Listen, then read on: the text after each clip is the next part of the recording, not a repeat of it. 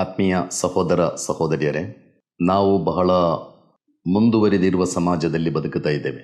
ವಿಜ್ಞಾನ, ತಂತ್ರಜ್ಞಾನ, ಕಲೆ, ಸಾಹಿತ್ಯ, ಶಿಕ್ಷಣ, ಇನ್ಫ್ರಾಸ್ಟ್ರಕ್ಚರ್ ಎಲ್ಲವೂ ಬಹಳ ಬೆಳೆದಿರುವ, ಅತಿ ಹೆಚ್ಚು ಅಭಿವೃದ್ಧಿ ಹೊಂದಿರುವಂತಹ ಕಾಲ ಇದು. ಇಂಪಾಸಿಬಲ್, ಅಸಾಧ್ಯ ಎಂಬುದು ಒಂದು ಇಲ್ವೇ ಇಲ್ಲ ಎಂದು ಹೇಳುವಷ್ಟರ ಮಟ್ಟಿಗೆ ಮನುಷ್ಯ ಬೆಳೆದಿದ್ದಾನೆ, ಪ್ರಗತಿ ಸಾಧಿಸಿದ್ದಾನೆ. ಒಂದು ಕಡೆ ವೇಗವಾಗಿ ನಾವು ಹೀಗೆ ಮುಂದುವರಿಯುತ್ತಿರುವಾಗ, ಬೆಳೆಯುತ್ತಿರುವಾಗ, ಇನ್ನೊಂದು ಕಡೆ ನೈತಿಕವಾಗಿ, ಧಾರ್ಮಿಕವಾಗಿ, ಸಾಂಸ್ಕೃತಿಕವಾಗಿ ಮನುಷ್ಯ ಅಧಪತನದ ಕಡೆಗೆ ಸಾಗುತ್ತಾ ಇದ್ದಾನೆ. ಪವಿತ್ರ ಕುರ್ಆನ್ನಲ್ಲಿ ಒಂದು ಎಚ್ಚರಿಕೆ ಇದೆ. ಮನುಷ್ಯ ವ್ಯಾಲ್ಯೂಸ್ಗಳನ್ನು ಕಳಕೊಂಡಾಗ, ಮನುಷ್ಯ ನೈತಿಕತೆಯನ್ನು ಕಳಕೊಂಡಾಗ ಸುಮ್ಮ ರದದನಾಹು ಅಸ್ಫಲ ಸಾಫಿಲಿನ್ ಅಂತ, ಅವನು ನಿಕೃಷ್ಟರಲ್ಲಿ ನಿಕೃಷ್ಟರನಾಗಿ, ನೀಚರಲ್ಲಿ ನೀಚನಾಗಿ ಬಿಡುತ್ತಾನೆ ಎಂದು ಪವಿತ್ರ ಕುರ್ಆನ್ ಎಚ್ಚರಿಸ್ತದೆ. ಆ ಸ್ಥಿತಿಯ ಕಡೆಗೆ ಮಾನವ ಸಾಗುತ್ತಾ ಇದ್ದಾನೆ ಎಂಬುದು ಒಂದು ವಾಸ್ತವಿಕತೆಯಾಗಿದೆ. ನಾವು ನಮ್ಮದು ಆಧುನಿಕ ಸಮಾಜ ಅಂತ ಹೇಳಿಕೊಳ್ತಾ ಇದ್ದೇವೆ.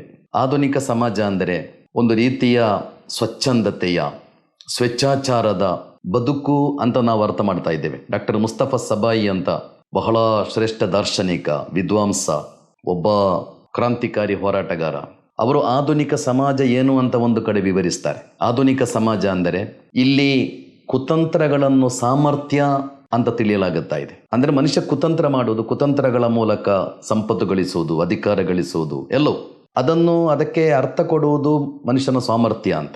ಅದೇ ರೀತಿ ಸ್ವಚ್ಛಂದತೆಗೆ ಸ್ವಾತಂತ್ರ್ಯ ಅಂತ ವ್ಯಾಖ್ಯಾನ ಕೊಡಲಾಗ್ತದೆ. ಕಲೆ, ಸಾಹಿತ್ಯ ಅಂದ್ರೆ ಮಾಲಿನ್ಯಗಳಿಗೆ ಕಲೆ, ಸಾಹಿತ್ಯ ಅಂತ ಹೆಸರಿಡಲಾಗಿದೆ. ಶೋಷಣೆಗೆ ಸೇವೆ ಅಂತ ವ್ಯಾಖ್ಯಾನವನ್ನು ಕೊಡಲಾಗುತ್ತದೆ. ಇದು ಆಧುನಿಕ ಸಮಾಜದ ಚಿತ್ರಣ ಎಂದು ಬಹಳ ಮನೋಹರವಾಗಿ ಆ ದಾರ್ಶನಿಕ ವಿವರಿಸ್ತಾರೆ. ಒಂದೊಂದು ವಿಷಯಗಳು ನಾವು ಹೆಚ್ಚು ಚರ್ಚಿಸಬೇಕಾದ ವಿಷಯಗಳು. ಅವುಗಳ ಪೈಕಿ ಒಂದು ಸ್ವೇಚ್ಛಾಚಾರವನ್ನು, ಸ್ವಚ್ಛಂದತೆಯನ್ನು ಸ್ವಾತಂತ್ರ್ಯ ಅಂತ ವ್ಯಾಖ್ಯಾನಿಸುವುದು ಆಧುನಿಕ ಸಮಾಜದ ಒಂದು ಗುಣ ಅಂತ ಅವರು ವಿವರಿಸ್ತಾರೆ.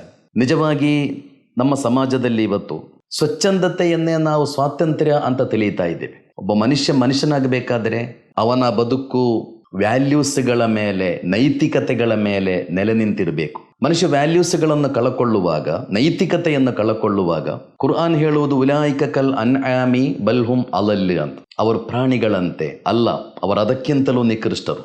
ಮನುಷ್ಯ ವ್ಯಾಲ್ಯೂಸ್ಗಳನ್ನು ಕಳಕೊಂಡ್ರೆ, ಮನುಷ್ಯ ನೈತಿಕತೆಯನ್ನು ಕಳಕೊಂಡ್ರೆ ಅವ ಮತ್ತೆ ಮನುಷ್ಯನಾಗಿ ಉಳಿಲಿಕ್ಕೆ ಸಾಧ್ಯವೇ ಇಲ್ಲ. ಅವ ಪ್ರಾಣಿಗಳಿಗಿಂತ ನಿಕೃಷ್ಟನಾಗ್ತಾನೆ. ಆದ್ದರಿಂದ ಬದುಕಿನಲ್ಲಿ ವ್ಯಾಲ್ಯೂಸ್ಗಳೆಂಬುದು ಬಹಳ ಮುಖ್ಯ.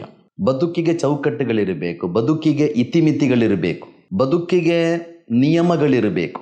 ಆ ನಿಯಮಗಳು, ಆ ಇತಿಮಿತಿಗಳು, ಬದುಕಿನಲ್ಲಿ ಪಾಲಿಸಬೇಕಾದ ಚೌಕಟ್ಟು, ಬದುಕಿನಲ್ಲಿರಬೇಕಾದ ವ್ಯಾಲ್ಯೂಸ್ಗಳು, ನೈತಿಕತೆಯ ಚೌಕಟ್ಟು, ಇದೆಲ್ಲ ಒಬ್ಬ ಮನುಷ್ಯನನ್ನು ಪರಿಪೂರ್ಣ ಮನುಷ್ಯನನ್ನಾಗಿ ಮಾಡುತ್ತದೆ. ನೈತಿಕತೆ ಅಂದರೆ, ನಿಯಮಗಳು ಅಂದರೆ ಅದು ಮನುಷ್ಯನ ಸ್ವಾತಂತ್ರ್ಯವನ್ನು ಹಾಳು ಮಾಡುವಂತಹ ಕ್ರಮಗಳು ಖಂಡಿತ ಅಲ್ಲ. ಬದಲಾಗಿ ಅದು ಮನುಷ್ಯನಿಗೆ ಪರಿಪೂರ್ಣವಾದ ಸ್ವಾತಂತ್ರ್ಯವನ್ನು ಕೊಡುತ್ತದೆ.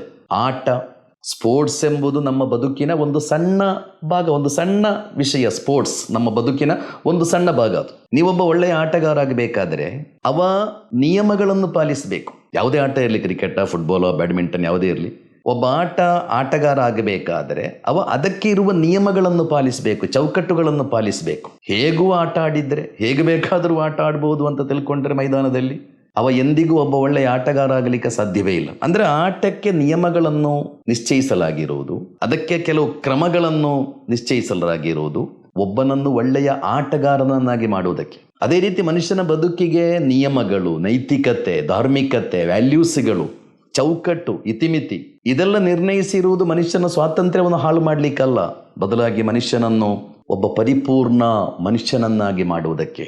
ವ್ಯಾಲ್ಯೂಸ್ಗಳಿರುವಾಗ ಮಾತ್ರ, ನೈತಿಕತೆಯ ಮೇಲೆ ಬದುಕು ನೆಲೆ ನಿಂತಾಗ ಮಾತ್ರ ಮನುಷ್ಯ ಒಬ್ಬ ಪರಿಪೂರ್ಣ ಮನುಷ್ಯನಾಗ್ತಾನೆ. ಈ ನಿಟ್ಟಿನಲ್ಲಿ ನಮ್ಮ ಬದುಕು ನೈತಿಕತೆಯಿಂದ ಕೂಡಿರಬೇಕು. ಇವತ್ತಿನ ಸಮಾಜದ ಬಹಳ ದೊಡ್ಡ ಶಾಪ ಬದುಕಿನಲ್ಲಿ ವ್ಯಾಲ್ಯೂಸ್ಗಳಿಲ್ಲ ಎಂಬುದು. ಆದ್ದರಿಂದಲೇ ಎಲ್ಲ ಸವಲತ್ತುಗಳಿದ್ದು ನಾವು ಯಾವುದೂ ಇಲ್ಲದವರಂತೆ, ಎಲ್ಲವನ್ನೂ ಕಳಕಂಡವರಂತೆ ಒಂದು ರೀತಿಯ ಒತ್ತಡದ, ಅಶಾಂತಿಯ, ಅಸಹನೆಯ ಬದುಕು ಸಾಗಿಸ್ತಾ ಇದ್ದೇವೆ. ಪಾಶ್ಚಾತ್ಯ ಜಗತ್ತಿನ ಅತಿ ದೊಡ್ಡ ಸವಾಲು ಇವತ್ತಿನ ದಿನಗಳಲ್ಲಿ, ಬಹಳ ದೊಡ್ಡ ಚಾಲೆಂಜ್, ಡಿಪ್ರೆಷನ್ ಅಂತ ಹೇಳಲಾಗುತ್ತಾ ಇದೆ. ಅಂದರೆ ಸ್ವಚ್ಛಂದತೆ, ನೈತಿಕತೆ ಇಲ್ಲದ, ವ್ಯಾಲ್ಯೂಸ್ಗಳಿಲ್ಲದ, ಧಾರ್ಮಿಕತೆ ಇಲ್ಲದ ವಿಪರೀತ ಸ್ವಚ್ಛಂದತೆಯ ಬದುಕು ಅವರ ನೆಮ್ಮದಿಯನ್ನು ಹಾಳು ಮಾಡಿದೆ, ಅವರ ಸಂತೋಷದ ಬದುಕನ್ನು ಕಸಿದುಕೊಂಡಿದೆ. ಹಾಗೆ ನೆಮ್ಮದಿಯನ್ನು ಕಳಕೊಂಡ ಒಂದು ಜನತೆ ಇವತ್ತು ಡಿಪ್ರೆಷನ್ನ ಗುಲಾಮರಾಗಿದ್ದಾರೆ. ಎಲ್ಲ ವರ್ಷ ಅಕ್ಟೋಬರ್ 10ರಂದು ವರ್ಲ್ಡ್ ಮೆಂಟಲ್ ಹೆಲ್ತ್ ಡೇ ಆಚರಿಸ್ತಾ ಇದೆ ವಿಶ್ವಸಂಸ್ಥೆ. ಅಂದರೆ ಜಗತ್ತಿನಲ್ಲಿ ಸುಮಾರು 100 ಕೋಟಿಗಿಂತ ಹೆಚ್ಚು ಮಾನಸಿಕ ರೋಗಿಗಳಿದ್ದಾರೆ ಎಂಬುದು ಅಧಿಕೃತ ಲೆಕ್ಕಾಚಾರ. ಯಾಕೆ ಮಾನಸಿಕ ರೋಗ ಅಂತ ಕೇಳಿದರೆ, ಯಾಕೆ ಟೆನ್ಷನ್ ಅಂತ ಕೇಳಿದರೆ, ಯಾಕೆ ಡಿಪ್ರೆಷನ್ ಅಂತ ಕೇಳಿದರೆ, ವ್ಯಾಲ್ಯೂಸ್ಗಳಿಲ್ಲದ ಬದುಕು, ನೈತಿಕತೆ ಇಲ್ಲದ ಬದುಕು ಮನುಷ್ಯನ ನೆಮ್ಮದಿಯನ್ನು ಹಾಳು ಮಾಡುತ್ತಾ ಇದೆ, ಅವನ ಸುಂದರವಾದ ಬದುಕನ್ನು ಕಸಿಯುತ್ತಾ ಇದೆ. ಆದ್ದರಿಂದ ಬದುಕು ನೆಮ್ಮದಿಯಿಂದ ಕೂಡಿರಬೇಕಾದರೆ, ನಾವೆಲ್ಲ ಪರಿಪೂರ್ಣ ಮನುಷ್ಯರಾಗಬೇಕಾದರೆ ಬದುಕಿನಲ್ಲಿ ವ್ಯಾಲ್ಯೂಸ್ಗಳಿರಬೇಕು, ಬದುಕಿಗೆ ನೈತಿಕತೆಯ ಚೌಕಟ್ಟಿರಬೇಕು. ಈ ನಿಟ್ಟಿನಲ್ಲಿ ಜಮಾಯತೆ ಇಸ್ಲಾಮಿ ಹಿಂದ್ ಮಹಿಳಾ ವಿಭಾಗ ನೈತಿಕತೆಯೇ ಸ್ವಾತಂತ್ರ್ಯ ಎಂಬ ಒಂದು ದೊಡ್ಡ ಅಭಿಯಾನವನ್ನು ಈ ದೇಶದ ಉದ್ದಗಲಕ್ಕೂ ನಡೆಸ್ತಾ ಇದೆ ಸೆಪ್ಟೆಂಬರ್ 1ರಿಂದ 30ರ ತನಕ.